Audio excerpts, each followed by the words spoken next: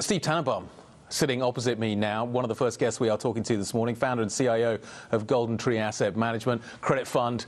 Let's start there. Let's start talking about what's happening in this credit market. Great. Good morning. Nice to see you. Guy. Thanks for getting up early and coming to talk to us. There's a lot of uncertainty in the world right now. There's a lot of uncertainty in asset markets. Credit, weirdly, and I spend a lot of my time talking to credit people, seems the most unperturbed by all of it. Yep. Why? So first thing is lots of asset classes are at lofty levels. Yeah, credit feels pretty lofty too. Depends how you look at it. If you look at spreads, yes, top decile in a lot of different parts of credit. If you look at dollar price, much more reasonable. You look at yields, much more reasonable, pretty much second, third quartile. And given valuations tend to be more stretched when the economy is perceived to be doing well and the prospects are perceived to be positive, not surprising that a lot of asset classes are at lofty levels, and particularly credit. Does that continue? So the argument I hear from a lot of credit people is, don't worry about the spreads. Yeah, they're tight, but okay, so let's park pricing. Let's just talk about absolute yields. Absolute yields are great. You take those absolute yields. Default rates are, even if they ticked up a little bit, aren't going to be a problem. So that's the argument right now. Is that your argument as well? Does that hold water? No, that's not my argument. Okay. So if you look at spreads, they're an expression of the incremental return you're going to get after defaults and what the volatility of outcome is. Yep. So if you assume you're going to have several years of growth with low default rates, and when you have an economy growing over 2%, historical default rates are less than 2%, then the current spreads justify current levels. If you have a more uncertain economy and it looks like growth will be less than 2%, then the current spreads don't justify. Yep. So it's really, it goes to what's your prospect for the economy. What is your prospect for the economy? We think you're going to have nominal growth of 5% split between inflation and real growth, 2.5 apiece. What's the split? It's 2.5. It's 50-50. So you think it's a 50-50 So if it's 60-40 on real growth, the market's going to like that. If it's 60-40 inflation on the nominal, not going to like that. Right. And so that's the tug of war here. So would you rather, so in terms of the way that the Fed should be thinking right now, you would rather the Fed just focused on inflation, making sure that inflation does not become a problem, you think should be the priority right now? Focus on that rather than focusing on growth? Growth looks pretty good. Now, there's a lot of variables, so I wouldn't just say to focus on one variable, but inflation seems more of an issue right now, and it's certainly been sticky.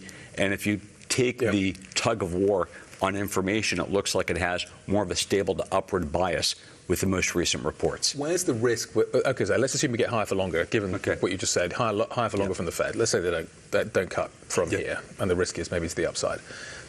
Which areas of credit in a higher for longer world look most vulnerable? Well, the most vulnerable would be credit that's exposed to floating rate debt, where the free cash flow to debt or their ability to service their debt looks very marginal. So I'd say loan-heavy capital structures, companies that don't do well in industries that don't do well with higher inflation will be vulnerable. How many of those are there out there? In terms of capital structures, a lot of capital structures were put together between, call it 2018 to 2022. Yeah, low rates. Low rates and floating structure, because it was the cheapest. You have the not terribly different than how the federal government funds itself, with short-term rates, because it's the cheapest. Yep. And so those structures are going to be very vulnerable. Let's talk about the downside. Let's talk about the growth story. There's an argument that's floating around that Elon Musk, Doge, is going to push the economy too hard. That you lay off a whole bunch of federal workers. The federal government is a pretty big employer. That actually you could end up in a situation where the economy kind of rolls over pretty quickly. How high is the risk that Elon Musk causes a recession? Okay. I think it's like very low in my view. So let me get this straight. The argument is we need to hire more people, not less at government. Yep. And that if you look at the growth in government, it's been very significant over the past few years. You look at the payroll numbers, like every month it's government, big chunk of it.